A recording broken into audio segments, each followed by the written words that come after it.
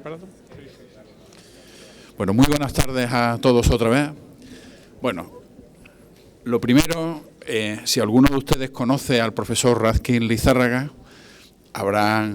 se habrán percatado de que una de dos, o se ha hecho una operación de cirugía estética importante, o aquí ha habido una suplantación de personalidad. Pero lo que ocurre es que, afortunadamente o desgraciadamente, o las dos cosas al mismo tiempo, bueno, desgraciadamente el profesor Razkin Lizárraga ha tenido un ataque de ciática que le impide estar con nosotros. Entonces, cuando uno tiene buenos amigos, grandes amigos, uno puede realizar un atraco a mano armada y pedirle a uno de los mejores amigos que actúe como sobresaliente en términos taurinos, que saben ustedes que el sobresaliente es aquel torero que actúa cuando cogen al matador. Normalmente torea, y así va a ocurrir hoy, mejor que el matador que está inicialmente programado. Y esta es la razón por la que Alejandro Teré está hoy con nosotros. Alejandro Teré es letrado de la Cámara de Cuentas. Es yo creo que es el buque insignia jurídico de la Cámara de Cuentas. Tiene un currículum que solo es un grandísimo conocedor de la materia. Además, tiene más premios que Rocío Jurado, porque es una verdadera estrella del mundo del derecho. Y desde luego, jurista fino donde los haya. Yo tengo además que agradecerles que, gracias a que he sido uno de los pioneros ocupas en España, ocupando el despacho de Alejandro, en mis inicios, gracias a la indulgencia del profesor entonces Alejandro Teré, profesor asociado de nuestro departamento, pude yo respirar y empezar a trabajar. Pero la verdad que la razón por la que él está aquí es porque él precisamente, desde la idea del control, es un profundísimo conocedor del derecho de contratación. Así que sin más, amigos, tienen la palabra. Muy buenas tardes a todos. A mí me gustaría comenzar, como se suele iniciar todo este tipo de actuaciones en este tipo de cursos, pues agradeciendo al IAP su amable invitación y agradeciéndole al profesor Jesús Jordano su amable invitación, pero realmente no lo puedo hacer. Realmente lo único que puedo decir es: esto no se hace. Esto no se le hace a un amigo. Y encima a las 5 de la tarde tampoco. Pero bueno, no me quedaba más remedio que decir que sí, y no les queda a ustedes más remedio que soportarme durante los próximos minutos, y yo intentaré explicarles las novedades que puede haber en esta ley de contratos, que ustedes ya de sobra conocen, en el ámbito de los procedimientos de adjudicación. Yo, lógicamente, lo tengo que enfocar, como les ha dicho el profesor Jordano, desde el punto de vista que conozco, y el punto de vista que conozco es la actividad a la que llevo dedicándome durante los últimos 25 años, y es al control de la actividad económico-financiera, y concretamente en algunas ocasiones pues al control de la contratación pública. Mi trabajo se desarrolla en la Cámara de Cuentas de Andalucía,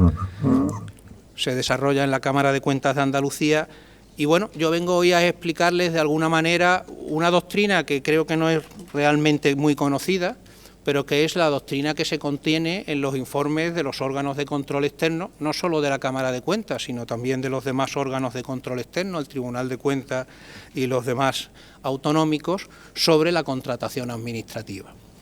Cuando yo empecé a acercarme a la contratación, pues en aquella época tenía mucha importancia pues la doctrina del Consejo de Estado. El Consejo de Estado, en sus dictámenes, pues había establecido importantes actuaciones para poder diferenciar, por ejemplo, lo que era un modificado de lo que era una obra complementaria. Evidentemente tenían que intervenir necesariamente cuando había que resolver un contrato o cuando había que interpretarlo y hubiese oposición por parte del contratista. Como en alguna ocasión he escuchado a nuestro amigo y compañero don Francisco López Menudo, es cierto que la legislación de contratos, la ley de contratos, no se portó bien con el Consejo de Estado. y como saben, pues ya la interpretación de los contratos sigue teniendo competencias, pero en lo que es la modificación solamente en aquellos contratos de importe superior a 6 millones de euros. En nuestra comunidad autónoma está el Consejo Consultivo. El Consejo Consultivo de Andalucía sigue teniendo una doctrina importante en sus dictámenes, porque además ellos, por su ley de constitución, pueden seguir dictando dictámenes y sin el límite de los 6 millones de euros. También es importante pues, la doctrina de la Junta Consultiva de Contratación Administrativa, hoy denominada Junta Consultiva de Contratación Pública del Estado, o las juntas consultivas que hay en las determinadas comunidades autónomas, en nuestro caso, pues la Comisión Consultiva de Contratación Pública de Andalucía. Y en tercer lugar, más recientemente, pues bueno, se han incorporado a este cuerpo doctrinal las resoluciones de los tribunales de justicia, los tribunales administrativos de recursos contractuales. Pues bien, junto a este cuerpo doctrinal al que acabo de hacer referencia, como les decía, desde mi punto de vista, y es lógico que así sea, juega un papel importante la doctrina que se establece en los informes de los órganos de control externo cuando se fiscaliza la contratación, tanto en lo referente a los posibles incumplimientos que hay de la legislación como a las recomendaciones que se incluyen para mejorar la gestión de este tipo de actividad. Y precisamente desde esa óptica es como yo pretendo intentar enfocar mi intervención en el día de hoy. Tradicionalmente los órganos de control externo, el Tribunal de Cuentas y mucho después los autonómicos, hemos fiscalizado la contratación administrativa. Ya la Ley de Administración y Contabilidad de Hacienda Pública de 1 de julio de 1911, miren si me estoy retrotrayendo al tiempo de los justos, ya establecía un deber, y era que los órganos de contratación debían remitir los contratos al Tribunal de Cuentas cuando su importe superase las 250.000 pesetas. Evidentemente estamos hablando de hace más de 100 años y bueno, hoy creo que serían como 1.500 euros, y lo cual sería ridículo. Pero este deber se ha seguido manteniendo a lo largo del tiempo. La Ley de Contratos del Estado del año 65 lo mantuvo, la Ley de Contratos de las Administraciones Públicas del 95 exactamente igual, y la Ley de Contratos del Sector Público del 2007 hizo exactamente lo mismo. La actual ley, en el artículo 335, sigue recogiendo este deber de remitir a los órganos de control externo, ahora ya es al Tribunal de Cuentas o al órgano de control externo autonómico, en este caso a la Cámara de Cuentas, pues los contratos, junto con un expediente, con un resumen del expediente, cuando superen los importes de 600.000 euros, 450.000 o 150.000, en función del tipo de contrato que sea. Y a su vez, una de las modificaciones importantes que ha introducido esta ley en relación a esto de lo que les estoy hablando, es que también tendrán que enviar a los órganos de control externo una relación de todos los contratos que hayan adjudicado en el ejercicio anterior, cuyo importe supere los 5.000 euros. Con lo cual, como les digo, la relación de los órganos de control externo con la actividad contractual siempre ha sido una relación bastante directa y bastante estrecha. Si ustedes gestionan contratos,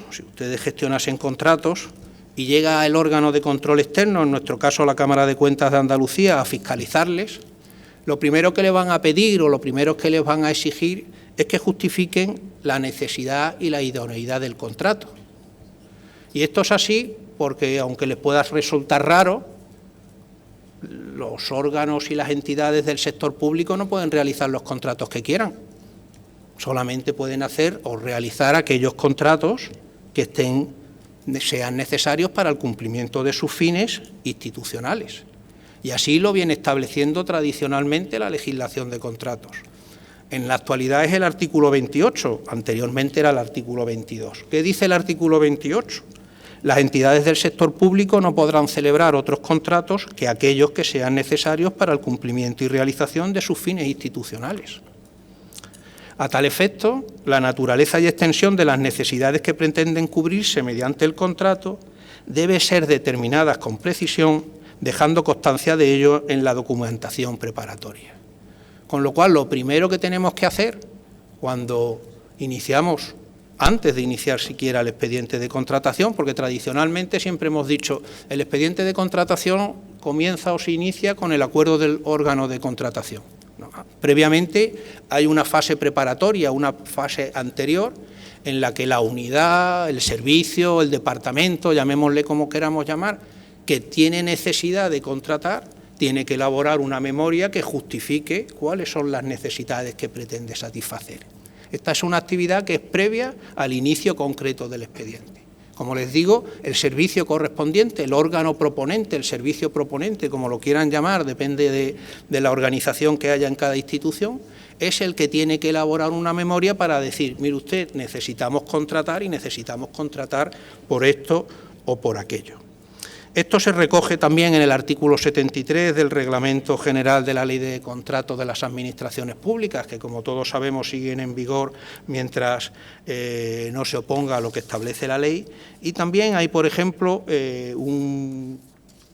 un dictamen de la Junta Consultiva de Contratación del año 2009, donde se diferencia perfectamente las funciones que tiene el órgano de contratación y las funciones que tiene este órgano, este sujeto, esta unidad, que es la que propone el contrato.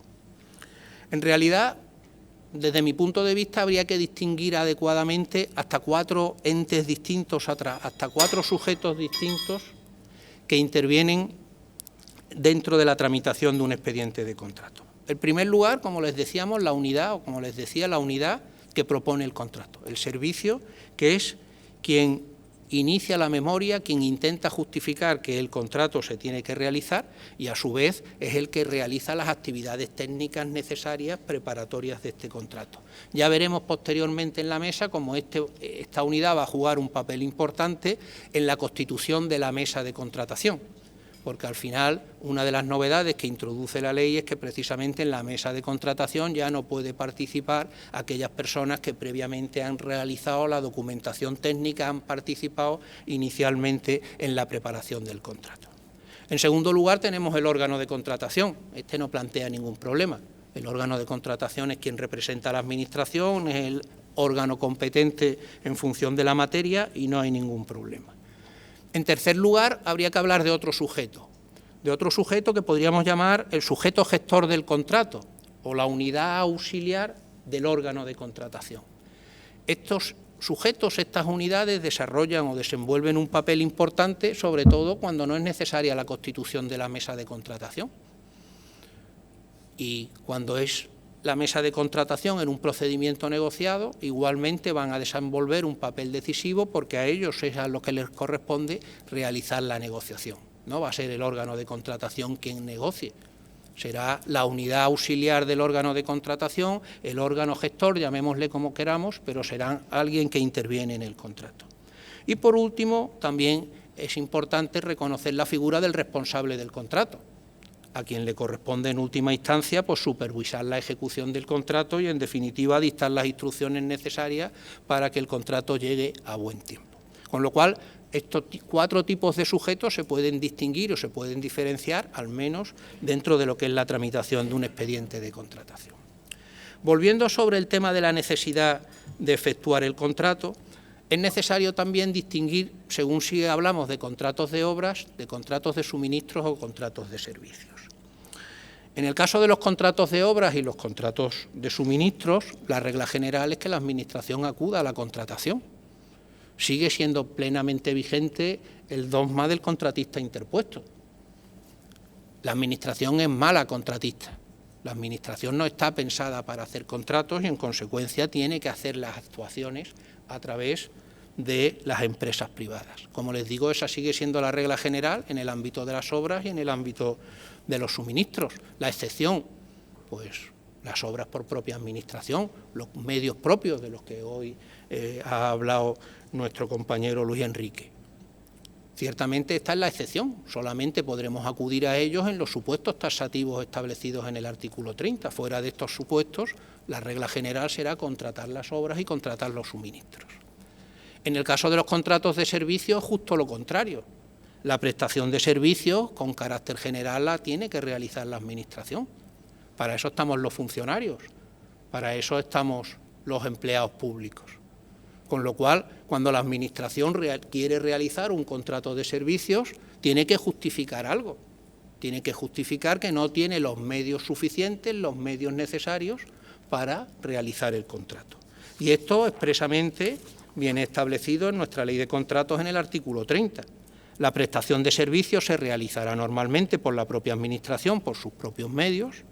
No obstante, cuando carezca de medios suficientes, previa debida justificación en el expediente, se podrá contratar y realizar contratos de servicios.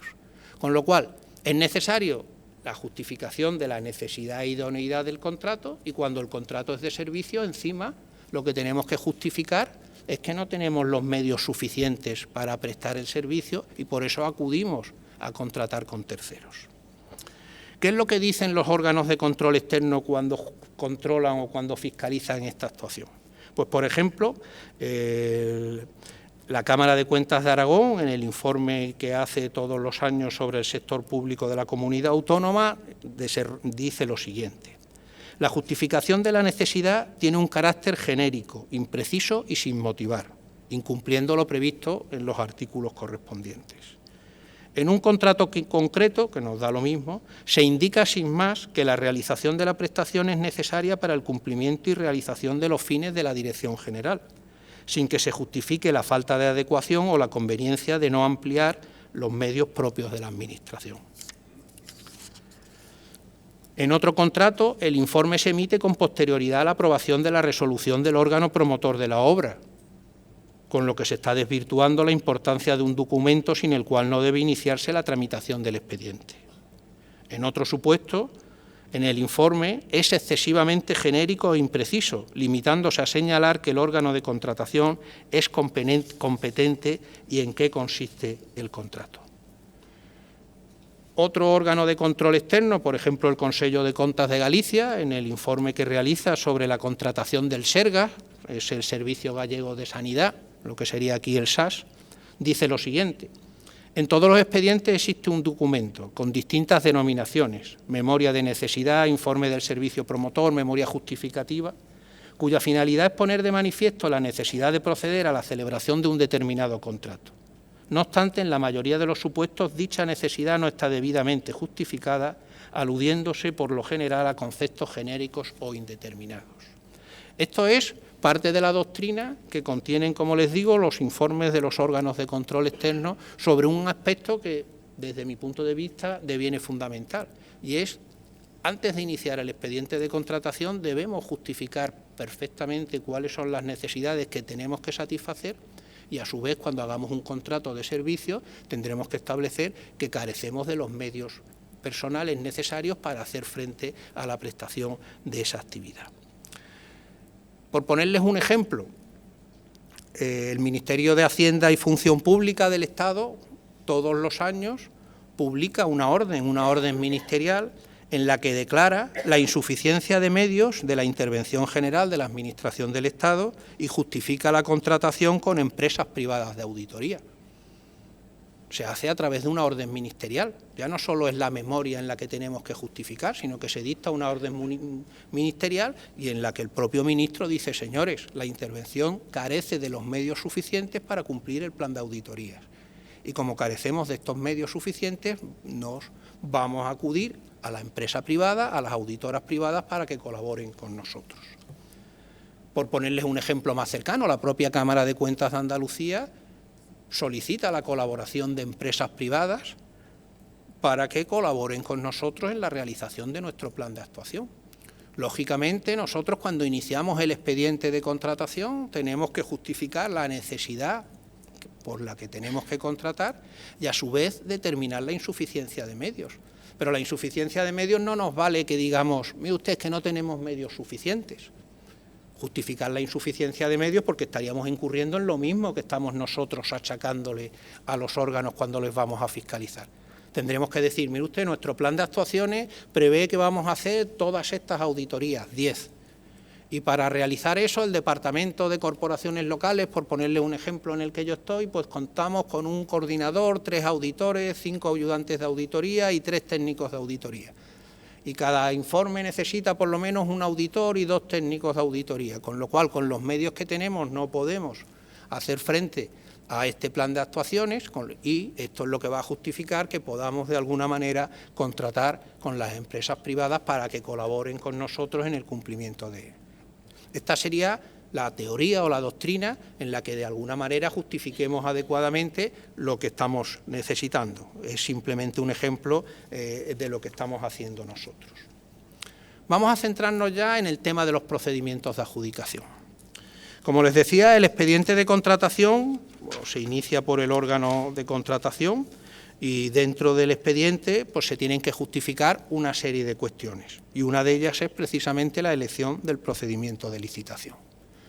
Los procedimientos de adjudicación están regulados actualmente en el artículo 131 y son por los que todos creo que conocemos: procedimiento abierto, procedimiento restringido, procedimiento negociado con publicidad o sin publicidad, diálogo competitivo y la asociación para la innovación, que como saben es un procedimiento nuevo que ha incorporado recientemente nuestra ley.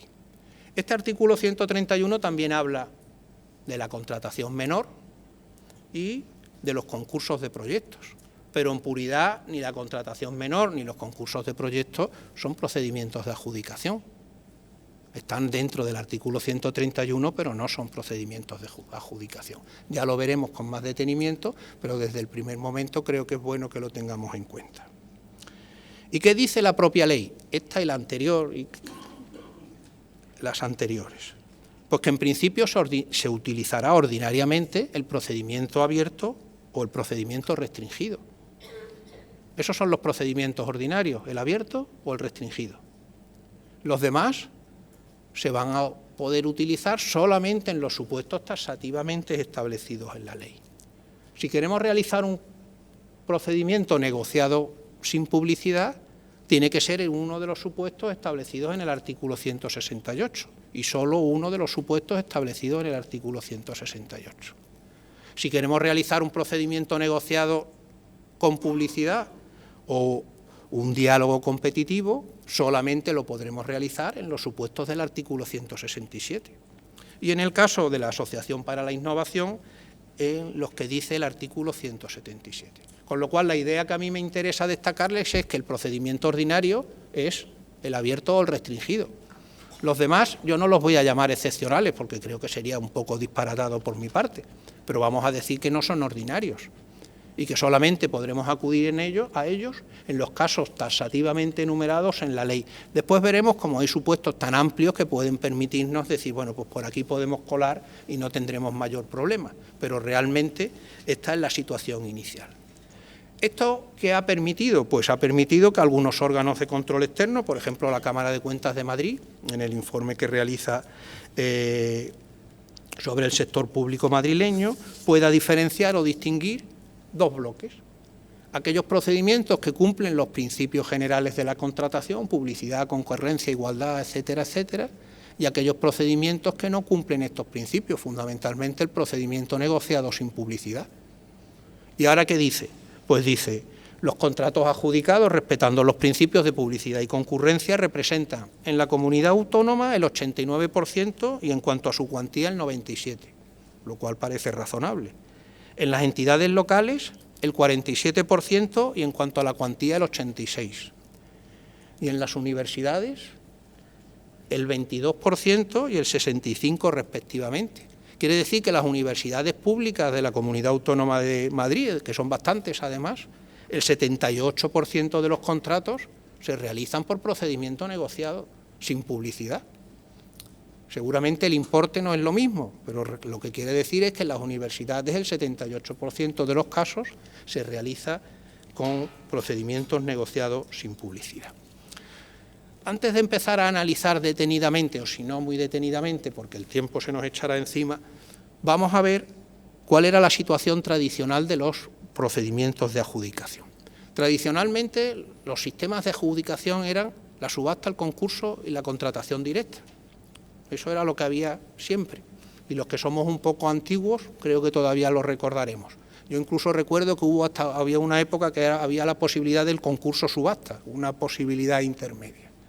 Conforme hemos entrado, conforme nos incorporamos a la Unión Europea en el año 85, la legislación de contratos a partir del 86 se ha ido adaptando paulatinamente a todas las directivas de la Unión Europea. Yo en alguna ocasión he tenido la oportunidad de decir, y voy a seguir diciéndolo porque ya no tiene ningún sentido, que quizás debíamos haber mantenido nuestra legislación de contratos, la tradicional de toda la vida, como tal, aplicable a las administraciones públicas, y las directivas europeas haberlas ido transponiendo en leyes específicas y señalar que eso era aplicable a los poderes adjudicadores. Y esa normativa que era aplicable a los poderes adjudicadores se hubiese seguido la normativa europea y quizás podríamos seguir utilizando la ley de contratos o una legislación de contratos propia para las administraciones públicas como tradicionalmente se había hecho. Pero esta no fue la decisión que se tomó. En el 86 se tomó la decisión de adaptar nuestra ley de contratos a las directivas de la Unión Europea. Lo primero que se incorporó que fue el procedimiento restringido. Y ya a partir del 86 se hablaba de procedimientos abiertos y restringidos y después sistemas de adjudicación, la subasta y el concurso. Y la contratación directa la manteníamos. A partir del año 95, con la Ley de Contratos de las Administraciones Públicas, desaparece la terminología de contratación directa, de adjudicación directa y se incorpora el procedimiento negociado. El procedimiento negociado, que como están hartos de repetirnos las autoridades europeas, quiere decir que hay que negociar, pero que nosotros hasta hace relativamente poco seguimos identificando con la contratación directa, con la adjudicación directa. Después lo veremos como una de las cuestiones que más se reiteran cuando se controla este tipo de contratos es que, mire usted, que no hay negociación. Hemos utilizado la terminología necesaria de que por lo menos hemos consultado a 3 empresas, siempre que ello haya sido posible, pero no hay negociación. Eso no es lo que quiere la Unión Europea. El procedimiento negociado no era la adjudicación directa. Pero bueno, se incorpora el procedimiento negociado como tal. Con las directivas del año 2004 y con la ley del 2007 se incorpora el diálogo competitivo.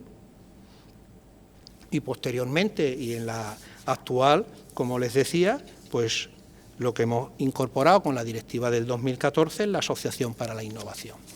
¿Qué es lo que nos queda a nosotros como adjudicación directa? Pues yo creo que a todos se les vendrá a la mente fácilmente. Lo que nos queda como adjudicación directa es la contratación menor. En los contratos menores adjudicamos directamente al contratista que queremos, con un límite de una cuantía, también lo veremos, pero esa sigue siendo la adjudicación directa. El procedimiento negociado, como les digo, lo hemos seguido utilizando durante mucho tiempo como si fuese esa adjudicación directa y no es. Parece que ahora se pondrá claramente esa situación. Con lo cual, la idea que yo les quería manifestar es que los procedimientos de adjudicación tradicionales, ya no les llamamos subasta y concursos, pero los seguimos manteniendo como tal. Cuando tengamos un solo criterio, tiene que ser el precio o algo relacionado con el precio, lo que antes llamábamos subasta. Cuando tengamos varios criterios, pues tenemos que identificarlo con lo que antes llamábamos concurso. Y la adjudicación directa, pues la identificaremos lógicamente con la contratación menor.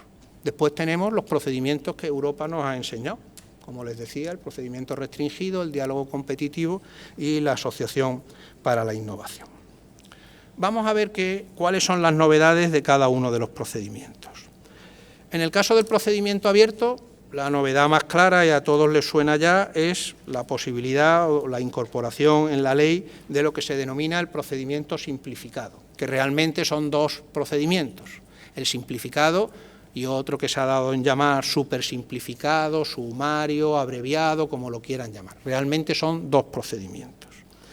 El procedimiento simplificado se puede utilizar en los contratos de obra, en los suministros y en los servicios. Y se deben dar 2 requisitos. Uno cuantitativo y otro cualitativo. Cuantitativo, pues en contratos de obras hasta 2 millones de euros y en el resto de los contratos hasta 100.000. Cualitativo, que los criterios evaluables mediante un juicio de valor no superen el 25% del total. Se admite que en algunos casos en los contratos relacionados con las prestaciones intelectuales se llegue al 45%. Estos son los 2 requisitos que exige procedimiento abierto simplificado. Características de este procedimiento. Bueno, pues la publicación se tiene que realizar en el perfil de contratante. Esto no es una peculiaridad, esto ya es lo que tenemos y todas las publicaciones las tenemos que hacer el anuncio en el perfil de contratante. Como saben ustedes, la ley antiguamente exigía que la publicación del anuncio de licitación se hiciese también en los boletines correspondientes. En el caso de las corporaciones locales, en los boletines de la provincia, en las comunidades autónomas, en los de las comunidades autónomas. La ley ahora solamente se refiere al Estado, que es a quien se puede referir, y dice, en el caso del Estado se tienen que publicar en el boletín oficial del Estado, pero de los demás no dice nada, con lo cual seguro que hay que publicarlo en el perfil de contratante. Se limita el plazo para presentar las proposiciones. Una característica es que los licitadores tienen que tener la clasificación, tienen que estar inscritos en el registro oficial de licitadores y empresas clasificadas. Este apartado tiene una vacatio legis de 6 meses más desde la entrada en vigor de la ley, es decir, desde el 9 de marzo van a pasar 6 meses, porque evidentemente habrá muchas empresas que no estén clasificadas. Y las empresas que no estén clasificadas, pues durante estos 6 meses se permite, por la disposición transitoria tercera, que acrediten su solvencia y su capacidad con las reglas o con las reglas generales sin mayor problema. De todas formas, esto va a traer también una problemática posterior. Ustedes saben que hay una serie de contratos de servicios que no están clasificados, que nunca se han clasificado porque el Ministerio nunca los llegó a clasificar. Era lo que tradicionalmente llamábamos asistencias técnicas. Si contratamos empresas de auditoría, si contratamos a un arquitecto para que nos haga un proyecto o a un abogado para que nos asesore jurídicamente a cualquier organismo, no se le puede pedir la clasificación, sencilla y llanamente porque es que el Ministerio estos contratos no los ha clasificado. Con lo cual en estos 6 meses tendrán que resolver de alguna manera o incorporar la clasificación o permitir que para este tipo de contratos no se mantenga la clasificación y sea suficiente acreditar la capacidad y solvencia con las reglas generales. Pero bueno, tenemos 6 meses todavía para que esto se resuelva. Como requisito o características de este procedimiento abierto simplificado también están que no son necesarias las garantías provisionales y después que las valoraciones de los criterios que dependan de un juicio de valor se deben hacer por los técnicos en un plazo de 7 días. Junto a este procedimiento está el que llaman, o se ha dado a llamar supersimplificado, no el simplificado, sino el supersimplificado. Este es el procedimiento que está llamado a sustituir al procedimiento negociado. Este procedimiento supersimplificado es el que está llamado a sustituir, como les digo, al procedimiento negociado. ¿En qué se caracteriza? Pues 2 requisitos, cualitativo y cuantitativo. Cuantitativo, 80.000 euros en obras y 35.000 en servicios. Cualitativo, que solamente se utilicen criterios automáticos, mediante fórmulas matemáticas, es decir, no cabe la posibilidad de utilizar criterios evaluables mediante un juicio de valor. Se debe publicar en el perfil de contratante. La constitución de la mesa es potestativa, con lo cual no tenemos que constituir la mesa. No debemos acreditar la solvencia, con lo cual no tenemos ningún problema para la capacidad y la solvencia. Incluso la valoración, como son criterios automáticos, está previsto que se pueda hacer a través de dispositivos meramente informáticos. Y encima no serán necesarias las garantías definitivas. Con lo cual, como les digo, este es el procedimiento que previsiblemente más se utiliza en el ámbito de la Administración por su simplicidad, porque realmente es bastante simple, porque se exigen pocos requisitos y ciertamente garantiza el principio de publicidad, porque habrá que publicarlo en el perfil de contratante y cualquier licitador o cualquier empresa que quiera licitar podrá presentar sus proposiciones sin ninguna restricción, porque como les digo, ni siquiera vamos a exigir solvencia ni capacidad. Vamos, la capacidad lógicamente siempre la vamos a exigir, pero requisitos de solvencia no van a ser necesarios. Ya veremos en qué se pronuncian o qué es lo que dicen los órganos de control externo en su momento sobre este procedimiento, pero ya les digo que desde mi punto de vista está llamado a desempeñar una labor bastante importante para agilizar la actividad de la Administración. El procedimiento restringido.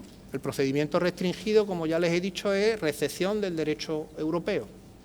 El procedimiento restringido, como todos sabemos, consta de 2 fases.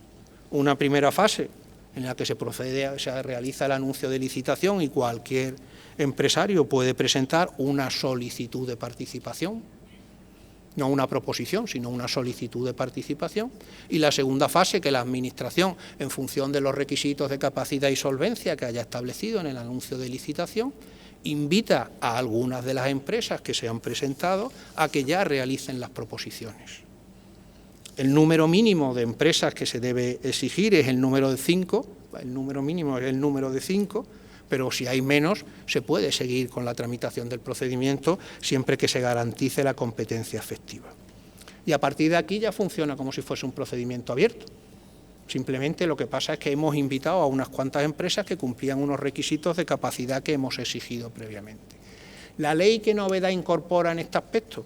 Bueno, que dice tanto el preámbulo como el artículo 160 que considera que este tipo de procedimiento es adecuado o especialmente adecuado para contratos complejos, como por ejemplo de servicios de consultoría, arquitectura o ingeniería. Bueno, pues es una posibilidad. El procedimiento restringido no solo necesariamente se tiene que circunscribir a estos supuestos, pero bueno, parece que puede ser una cuestión importante. El tercer procedimiento es el procedimiento negociado. El procedimiento negociado evidentemente ya tiene más trascendencia de lo que estábamos hablando hasta ahora. Con anterioridad a empezar al procedimiento negociado, ayer por curiosidad, mientras preparaba esto, en el poco tiempo que tuve para prepararlo, entré a consultar la memoria anual de contratación que realiza la Comisión Consultiva de Contratación de la Junta de Andalucía. La última memoria que tienen es la memoria del 2015, la última memoria que estaba depositada en la página web. El total de contratos que se adjudicaron o se formalizaron por la Junta de Andalucía, todas sus entidades instrumentales y los consorcios incluidos, durante ese año fueron 70.853, por un importe de 2.511 millones de euros. Pues procedimientos restringidos solamente se utilizaron 5. En 5 ocasiones se acudió al procedimiento restringido, es decir, el 0,007 del número total de contratos. Y en cuanto a la cuantía, por 356.000 euros. Es decir, que el procedimiento restringido está ahí, es algo que la Unión Europea nos dijo que lo podemos utilizar, pero realmente es algo que no se utiliza con frecuencia. Distinto es el supuesto de los procedimientos negociados a los que vamos a hablar ahora. En el procedimiento negociado, como les digo, la Administración adjudica el contrato al licitador justificadamente elegido por el órgano de contratación tras negociar las condiciones del contrato. Y esto es lo verdaderamente importante, que hay que negociar. En el pliego de cláusulas administrativas particulares se tienen que establecer los aspectos técnicos y económicos sobre los que vamos a negociar, el procedimiento que va a regular la negociación, garantizando lógicamente la transparencia, la publicidad y la no discriminación, y a su vez los criterios de adjudicación. Esto sí que es otra novedad.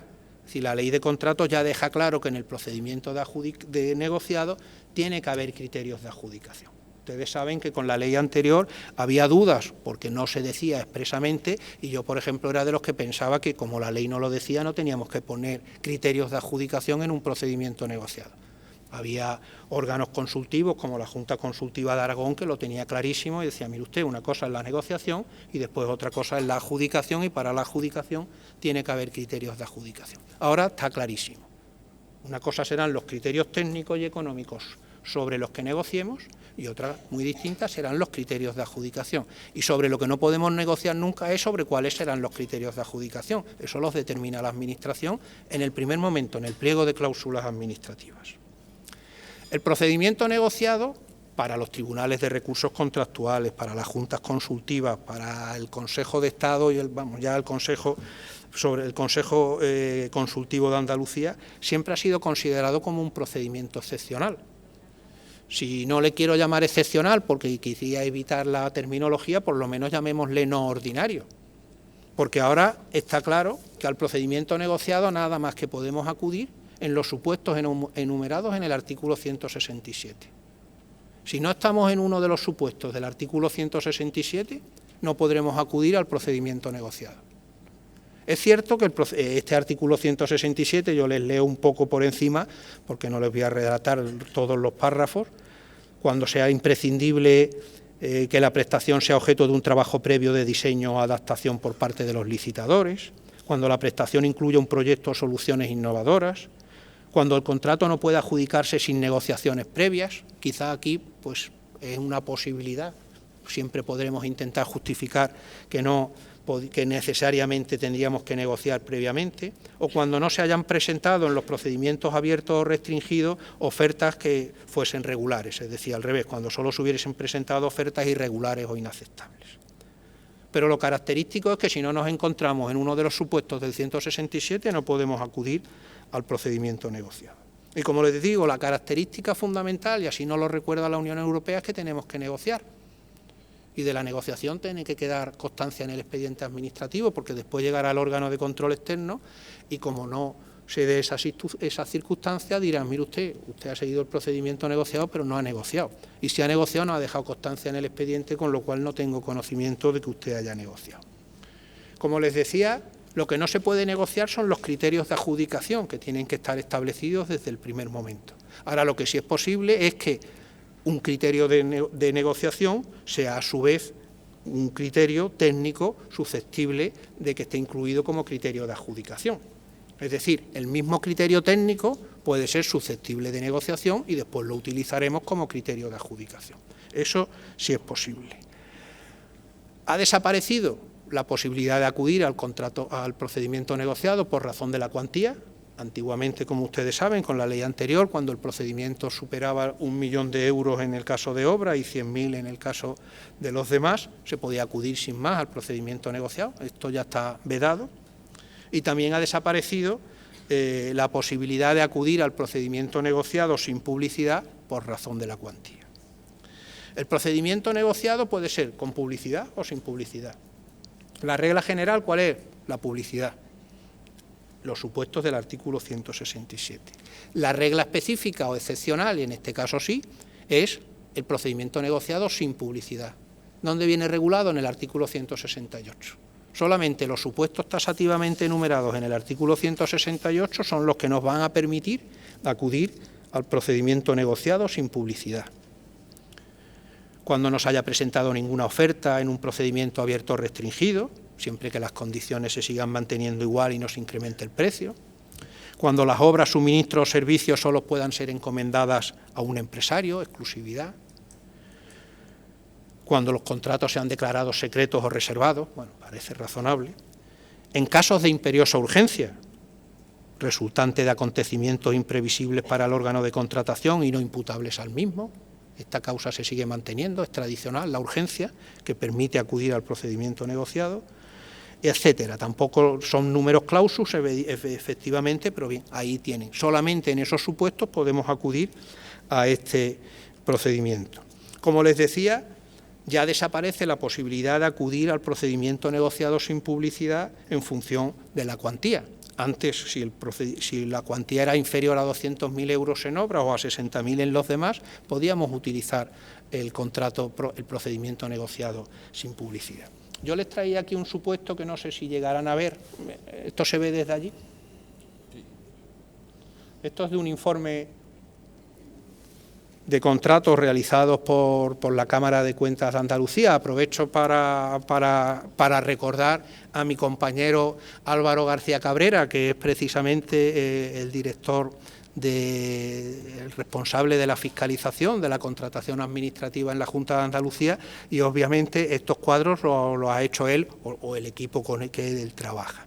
Aquí esto ya no tiene virtualidad, pero para que vean el trabajo que se hacía, estamos viendo la utilización predeterminada del importe de 60.000 euros. Como les decía, hasta 60.000 euros se podía adjudicar el contrato por procedimiento negociado sin publicidad. Bueno, pues lo que hacemos es pues rozar la cifra, como verán, 58, 50, 58, incluso 60, porque era superior a 60, pues puedo dejarlo en 60. Esto es algo que ahora nos vamos a encontrar en el procedimiento abierto simplificado, el supersimplificado. Si el límite lo tenemos en 80.000 y en 35, dentro de unos años, cuando se fiscalice esto, pues en vez de 58 nos encontraremos con 78, 79 y casi 80. Y 34 mucho, casi 35, para no superar los límites de cuantitativos que establece ese procedimiento. Como les digo, esto ya ha desaparecido, pero bueno, la posibilidad la tienen ahí.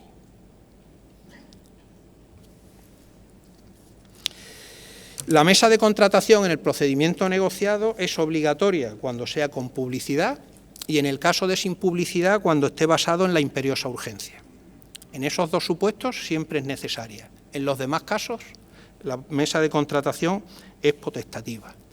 Y a la mesa de contratación no le corresponde la negociación. La negociación quien la tiene que realizar es el órgano de contratación. Como les decía, nunca va a ser el órgano de contratación. Será esa unidad auxiliar de la que yo hacía referencia al principio, ese órgano gestor del contrato, el que sea el que negocie con los licitadores las ofertas. Obviamente el órgano de contratación no va a negociar, pero la mesa de contratación nunca. La mesa de contratación lo que tiene que hacer es calificar las ofertas que se le han presentado, entregarle al órgano gestor o a la unidad auxiliar para que negocie, y una vez que las ofertas sean definitivas aplicará los criterios de adjudicación y propondrá al órgano de contratación la correspondiente adjudicación. Se sigue manteniendo en el procedimiento la conveniencia, la necesidad de que como mínimo acudamos a 3 candidatos. Esto es algo tradicional que nos encontramos en la contratación directa de toda la vida y que con posterioridad, como les dije, le hemos seguido llamando procedimiento negociado. Lo fundamental son las 3 ofertas. Las 3 ofertas que cuando fiscalizábamos hace mucho tiempo nos dedicábamos a ponerlas simplemente al trasluz. Se ponían las 3 hojas al trasluz y se veían perfectamente que estaban hechas por la misma empresa y lo único que se había cambiado eran los nombres de los otros y casualmente la más barata era justo la que ya sabíamos que era. Porque todos los que hemos gestionado contratos, y yo me voy a incluir, porque aunque esté en un órgano de control, también lo tengo que decir, lo que hay que llamar es decir, mira, necesito que hagas este contrato y búscate tú las ofertas. No voy a molestarme yo encima en buscar las ofertas. Eso es así. Ahora les pondré algunos ejemplos sobre esta materia. Ya lo de ponerlas al trasluz, pues quizá ha quedado un poco viejo. Tenemos medios mucho más modernos y más actuales, pero la realidad es esa. ¿Por qué 3? Bueno, pues porque siempre se había dicho a 3, siempre que eso fuese posible, que tampoco era obligatorio. ¿Qué dicen los informes de contratación? Pues, por ejemplo, el informe de contratación de la Cámara de Cuentas del año 2001. En el 54% de estos contratos, 2 de las 3 empresas declinan la invitación recibida, por lo que el órgano de contratación cuenta en estos casos con una sola oferta, la adjudicataria. En aras al principio de concurrencia se recomienda solicitar ofertas al mayor número posible de empresas, de forma que no se produzca simplemente el cumplimiento formal de este requisito. En determinados supuestos ocurre lo siguiente: un contrato hecho en Atarfe, de una consejería que no viene al caso. El representante de una de las empresas es a su vez administrador único de la otra de las empresas presentadas y también administrador solidario de la tercera de las empresas oferentes. Yo me lo guiso y yo me lo como. Esta ha sido la contratación directa toda la vida. ¿Por qué le queremos llamar procedimiento negociado? Es un problema de cuantía. Evidentemente la cuantía era mayor y podíamos hacerlo por cuantía. Pero bueno, si estaba todo relacionado, ¿para qué? En otras ocasiones, ¿qué se pone de manifiesto en este informe al que le estoy refiriendo? Pues bueno, el escaso plazo de tiempo que les dan para presentar a las 3 ofertas o las 3 empresas a las que nos hemos dirigido por correo electrónico y deprisa y corriendo. ¿Y qué les damos? Pues plazos de días y a veces de horas. En 48 horas tiene que usted contestar. Y aquí tenemos ejemplos. Una vez expirado el plazo concedido a las 3 empresas para ofertar, que eran 4 días, se le cursa invitación a una nueva empresa a la que se le conceden 24 horas para licitar. Yo no sé si ustedes creen que esto es serio, pero esto lo hace la Junta de Andalucía, no estamos hablando del pequeño ayuntamiento chiquitito al que tenemos que ir de vez en cuando. Estamos hablando de una consejería, los nombres y apellidos están en los informes, yo como por deferencia no voy a decir quiénes son. Pero tenemos más. Se conceden 8 días para presentar ofertas a las 3 empresas. La única empresa que recibe la invitación tiene un solo día para presentar la oferta. Las otras 2 se hallan ausentes en esa fecha. ¿Cuándo se les manda el anuncio? El 28 de agosto. Bueno, pues es muy probable que el 28 de agosto pues hubiese 2 que no estuviesen y casualmente la que iba a salir seleccionada pues sí estaba.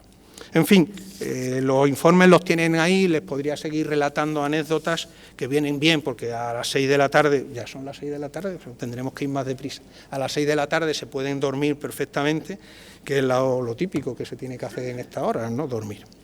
Como les decía, La negociación tiene que ser una negociación efectiva, de manera que en el expediente tiene que haber las ofertas iniciales, la negociación que se ha realizado y las ofertas finales.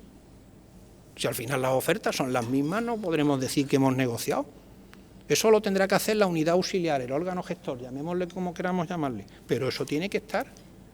Si no hay negociación, pues el procedimiento es nulo. El Tribunal de Recursos Administrativos Central lo ha dicho con toda la claridad. Si no se negocia, el procedimiento es nulo. No tiene otra cosa. Una de las cuestiones que está controvertida es si se puede utilizar solamente como elemento para negociar el precio. Esto es lo que hablábamos antiguamente de la subasta. La Junta Consultiva de Contratación Administrativa de Aragón considera que no es aconsejable recurrir al precio como único criterio de negociación. Y la Junta Consultiva de Contratación, hoy llamada pública del Estado, dice que cuando solamente hay un contrato o un criterio, debe utilizarse el procedimiento abierto. A mí me parece razonable. Si lo que vamos a negociar nada más que es el precio, ¿qué negociación vamos a hacer? Que vamos a entrar en un mercadereo y decir, mira, es que este tal no sé. Utilice usted un procedimiento abierto con un solo criterio, el criterio del precio o algo vinculado al precio, y adjudíquelo al que no esté en oferta temeraria o en baja temeraria. Como les digo, una vez que se finalizan las negociaciones, pues ya interviene la mesa de contratación, cuando la mesa de contratación tiene que intervenir, y ya propone, aplica los criterios de adjudicación y propone el correspondiente al órgano de contratación la correspondiente propuesta. Y lo que es importante en el procedimiento de negociación, en el expediente deben quedar constancia de las invitaciones cursadas, de las ofertas recibidas, de las razones para su aceptación o rechazo y de las ventajas obtenidas en la negociación. Por ejemplo, el informe realizado por el Consejo de Cuentas de Castilla y León sobre la contratación de la comunidad autónoma del año 2014 dice: en 7 contratos adjudicados mediante procedimiento negociado, la definición de los aspectos de negociación contiene deficiencias. O no hay constancia en el expediente de haberse realizado una efectiva negociación de las proposiciones recibidas o de las razones tenidas en cuenta para su aceptación o rechazo. Al final, si no dejamos constancia en el expediente de lo que hemos hecho, es como si no hubiésemos hecho nada, absolutamente nada. Vamos regular de tiempo. El diálogo competitivo, no me voy a entretener en él, se incorpora a raíz de la directiva del año 2004, en la Ley de Contratos del 2007.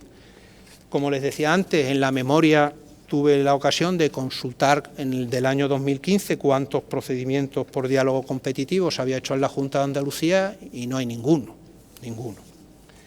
El nuevo procedimiento que incorpora la ley, que está incorporado por la directiva del 2014, es la Asociación para la Innovación.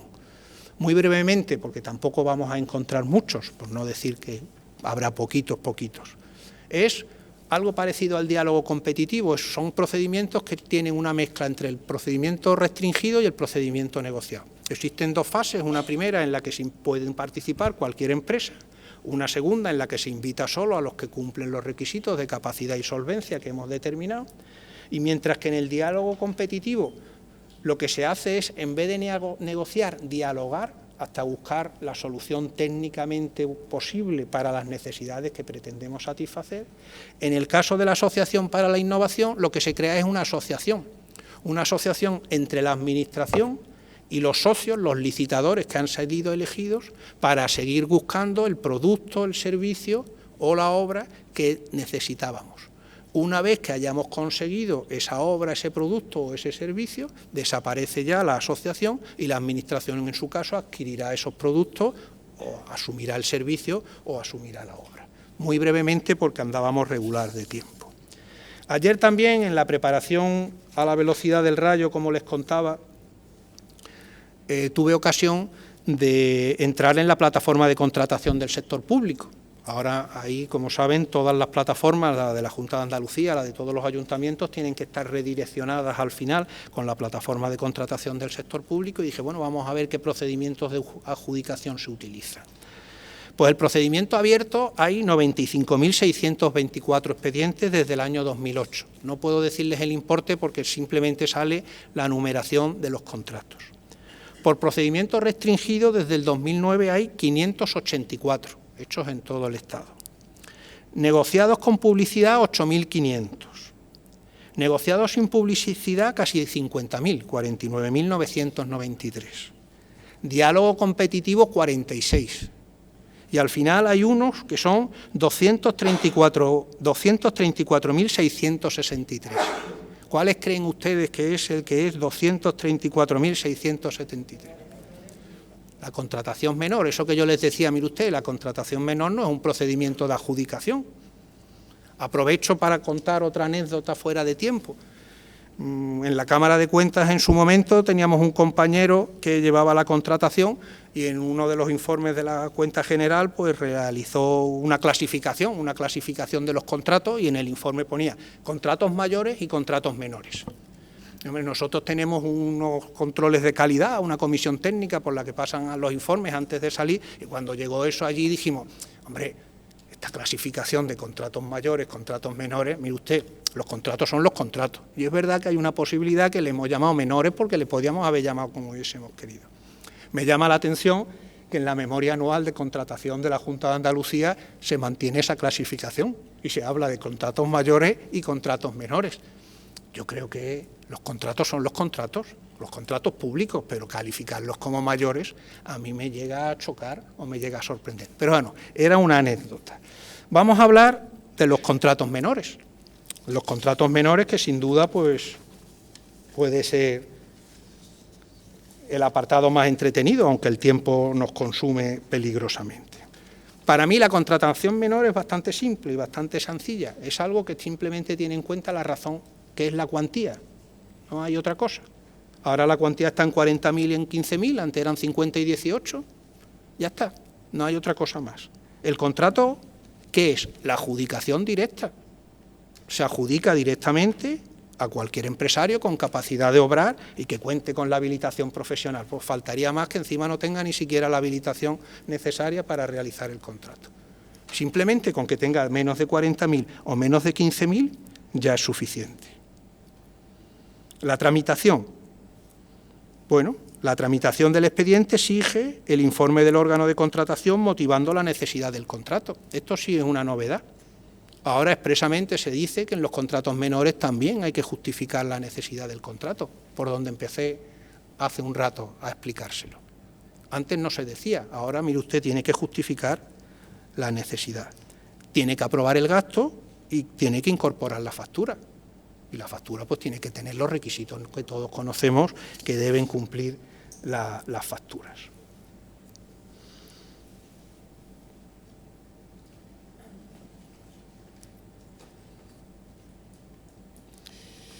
Sobre la posibilidad de que haya varias facturas se ha pronunciado la Junta Consultiva de Contratación Administrativa del Estado, la de Contratación Pública del Estado, en un informe del año 1997 y admite la posibilidad que haya varias facturas, siempre lógicamente que no se sobrepase la cuantía de los, en aquel momento, 50 o 18.000.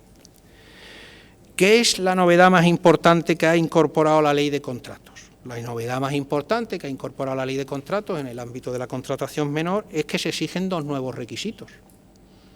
Se debe justificar en el expediente que no se está alterando el objeto del contrato para evitar la aplicación de las reglas generales de la contratación y se debe justificar que el contratista no ha suscrito más contratos menores que individual o conjuntamente superen los límites del contrato menor. Esta es la verdadera novedad. Y encima es el órgano de contratación el que tiene que justificar estos dos requisitos, no cualquiera.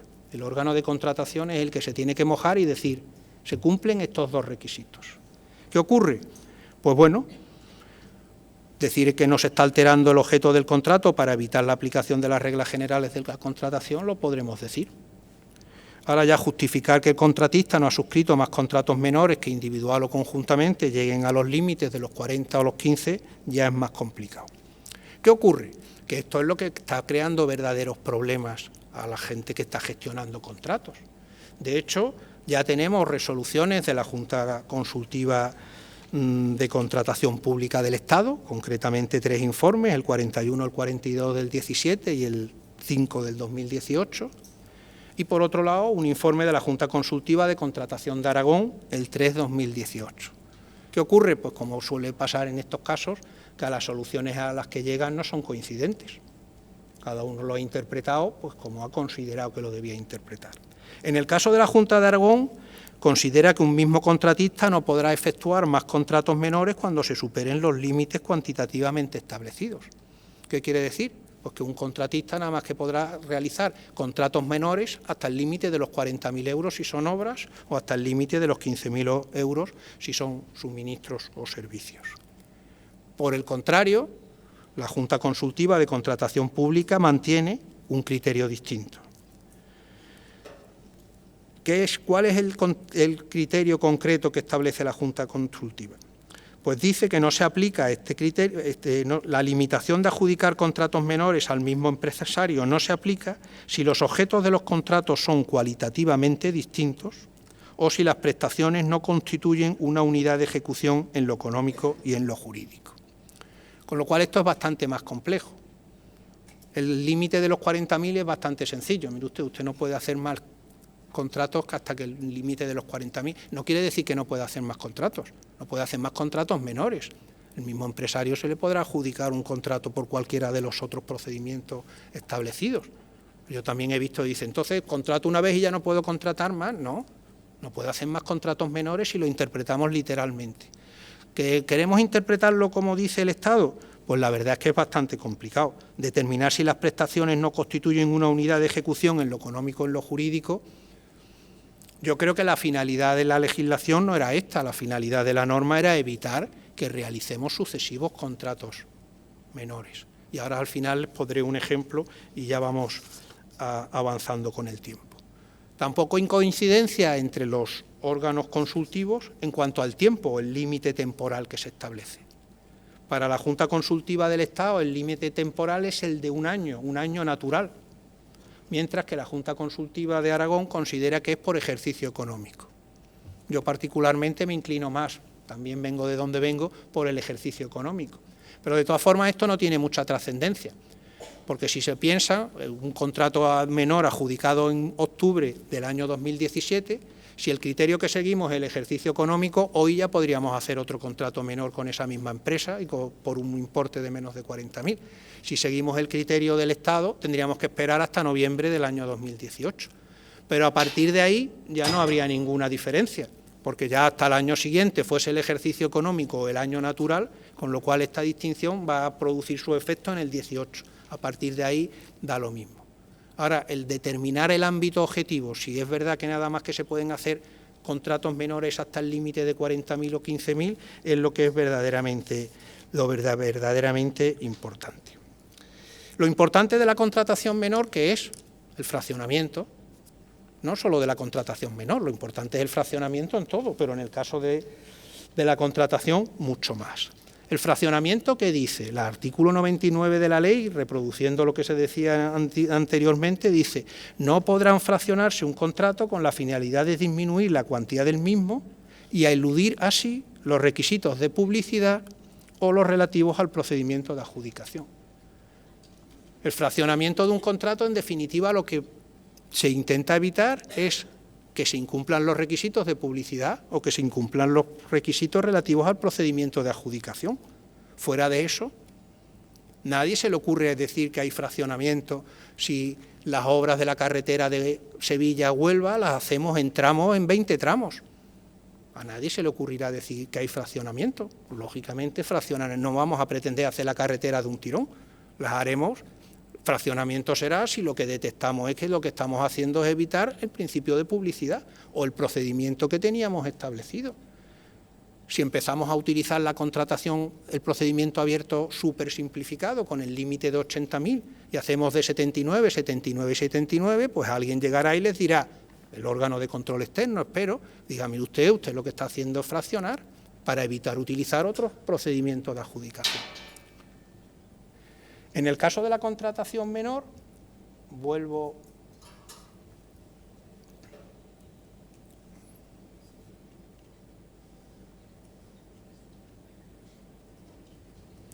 Aquí tienen consejería, contratos menores pertenecientes a la consejería, bueno, esta vez ponemos hasta quién, en la Delegación Provincial de Huelva.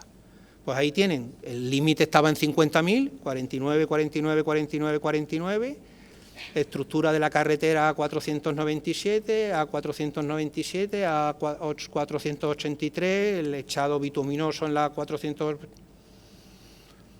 En algunas ocasiones, y yo traía aquí un informe que a mí siempre me ha hecho gracia y lo utilizo, a ver si lo encuentro, un informe de la Comisión Consultiva de la Contratación Pública de Andalucía, a petición del IFAPA, en el que se dice lo siguiente: los órganos de control internos y externos, dice el Instituto, cuando aprecian una similitud en las prestaciones y en el contratista, suelen considerar que se trata de un fraccionamiento. Por el contrario, el Instituto mantiene que en muchas ocasiones se acude al mismo contratista o proveedor debido a la confianza, a la seguridad, etcétera. Y por ello debería ser quien alegue el fraccionamiento el que lo demuestre con razones objetivas y no en puras especulaciones. Al final, lógicamente, la Junta Consultiva, la Comisión Consultiva le dice: mire usted, hay fraccionamiento y usted tiene que acudir, lógicamente, a los procedimientos que están establecidos. Pero claro, ante esto, que yo espero que lo vean, ¿qué quieren que justifiquemos? ¿Qué quieren que demostremos? Yo creo que esto, pocas cosas hay que demostrar. Si seguimos hacia abajo, a ver, aquí tienen todos estos contratos. Ay, algo hemos hecho que no hemos hecho bien. Todos estos contratos, realizados también por la Delegación de Huelva, realizados en la barriada de la Natividad o la barriada de Torrejón. Y los de abajo, también realizados en la misma barriada. Bueno, evidentemente, ¿qué es lo que se demuestra aquí? Yo creo que queda claro que lo que se está haciendo es fraccionar los contratos. Evidentemente, por lo que sea, algo se nos ha olvidado y acudimos pues a una contratación menor, a otro procedimiento, al que sea, pero siempre en la misma barriada y siempre en el mismo sitio. Y aquí tienen pues otros pertenecientes al SAS. Este es el verdadero problema de la contratación menor. No solo de la contratación menor, como les digo. Es decir, esto como se ve, lógicamente, haciendo un contrato, 2, 3, 4, eso no se ve cuando analizas todos los contratos y tienes los medios necesarios, pues porque claro, todos están adjudicados al mismo contratista, si no, no estaríamos hablando absolutamente de nada. Y ya para finalizar, una de las novedades que también ha incorporado la nueva ley de contratos es que este procedimiento de la contratación menor es plenamente aplicable a los poderes adjudicadores que no son administraciones públicas. Así lo ha dicho una recomendación hecha por la Junta Consultiva de Contratación Pública del Estado, de manera que, como saben, ya las instrucciones internas de contratación para este tipo de organismos no son necesarias, pueden hacerse, pero solamente con efectos internos, pero es que además los contratos menores, los que tengan importes de menos de 40.000 y menos de 15.000, tienen que seguir necesariamente el procedimiento establecido en la legislación. Bueno, siento haberme excedido en el tiempo, pero he intentado ser lo más rápido posible y lo más conciso. Muchísimas gracias. Ahora, sin solución de continuidad, pasamos a constituir la mesa redonda. La verdad que lo primero que ustedes habrán visto es que seremos muy amigos, pero no lo he invitado por eso, sino porque, gracias a Dios, él se quedó en la Cámara de Cuentas y no en la universidad porque nos hubiera mandado a los albañiles. ¡Qué claridad, por Dios! Es que tiene una claridad impresionante.